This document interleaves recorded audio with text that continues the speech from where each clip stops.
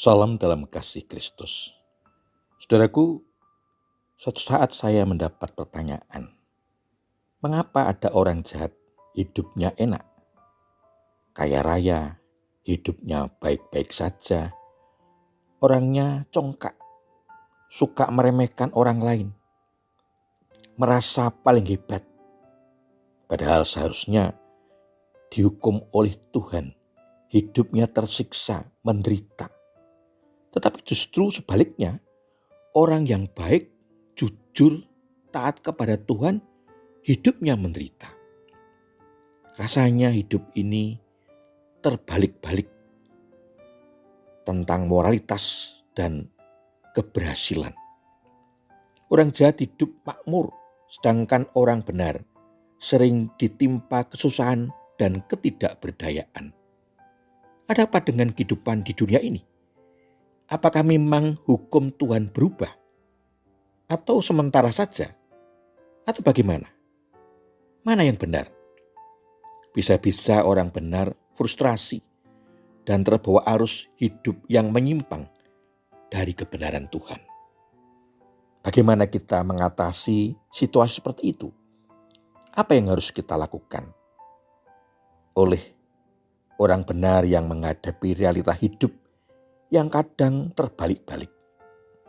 Saudaraku, mari kita cari dan temukan bersama jawabannya dari semua ketidakpastian dan pertanyaan-pertanyaan tadi dalam renungan ajaran hidup. Sebelumnya mari kita mohon hikmat Tuhan di dalam doa. Bapa di surga, segala puji dan syukur kami naikkan kehadirat-Mu atas kasih dan kemurahan-Mu dalam kehidupan kami sampai saat ini. Kami akan menerima firman-Mu untuk menemukan jawab bagaimana kami harus bersikap pada orang fasik, khususnya yang hidupnya mujur. Mohon hikmat-Mu ya Tuhan, Roh Kudus memampukan kami untuk memahami, menghayati dan dapat melaksanakan dalam kehidupan sehari-hari. Mohon ampun atas kesalahan dan dosa kami.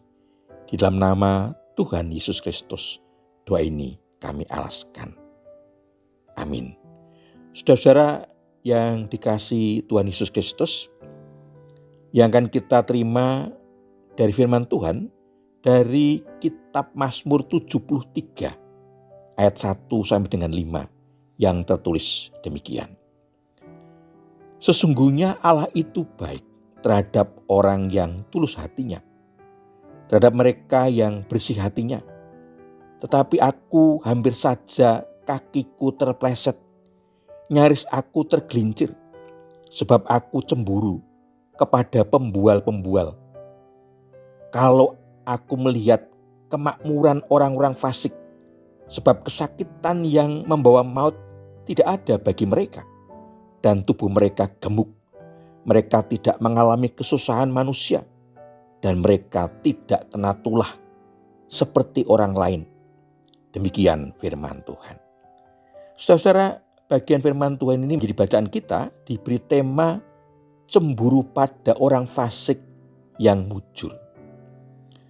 Saudaraku, sebelum kita memahami apa maksud tema kita ini, saya ingin mengajak saudara semua memastikan arti kata penting dalam tema kita ini. Yang pertama, kata cemburu. Menurut kamus umum kita artinya merasa iri hati akan keberhasilan orang lain. Perasaan tidak suka melihat orang lain lebih dari dirinya. Misalnya lebih kaya, lebih pandai, lebih cantik, lebih ganteng. Yang kedua, kata fasik. Artinya tidak mengindahkan perintah Tuhan, yaitu berbuat jahat, melanggar perintah Tuhan atau maksiat. Fasik diidentikan dengan sesat, buruk kelakuan, dan jahat. Saudara, kembali kepada tema kita. Mazmur ini membahas masalah yang menggelisahkan, sekalipun Allah berdaulat dan adil. Orang fasik seringkali hidup mereka makmur, sedangkan orang yang melayani Allah tampaknya lebih menderita. Pemazmur yang melayani Allah dengan setia telah tawar hati ketika ia membandingkan penderitaannya dengan ketentraman dan kebahagiaan yang dialami banyak orang fasik. Memang pada awalnya tidak ada keraguan dari pemazmur, namun pernah ada waktu ketika ia hampir menghindar dari jalan yang terarah kepada Allah. Ia hampir saja terhuyung-huyung oleh pandangan ketidakpercayaan atas kenyataan yang ada. Sampai begitu jauh, ia merasa cemburu terhadap keberhasilan orang-orang yang membual dan jelas-jelas menikmati hidup yang secara duniawi jauh lebih berhasil daripada pemazmur, walaupun hidup dan sikap mereka penuh kefasikan.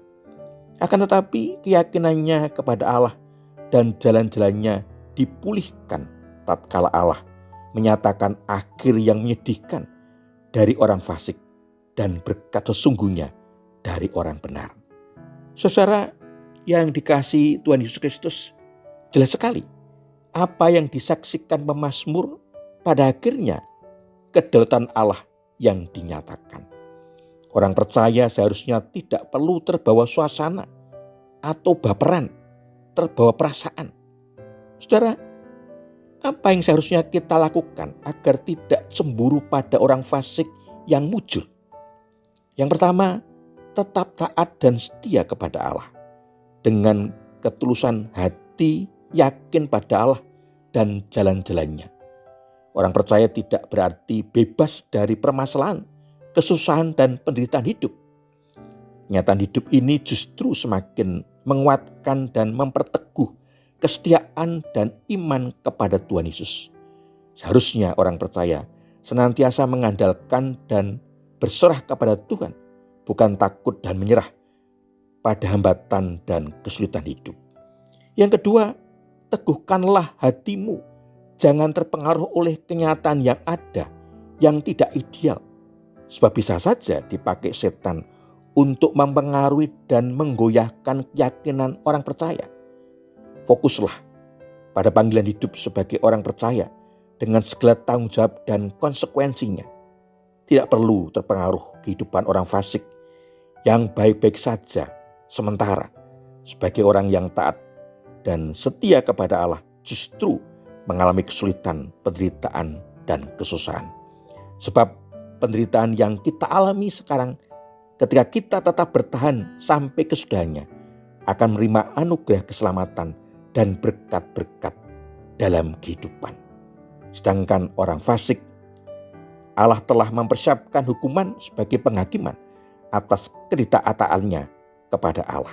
Oleh karena itu, jangan pernah cemburu kepada kemujuran orang fasik.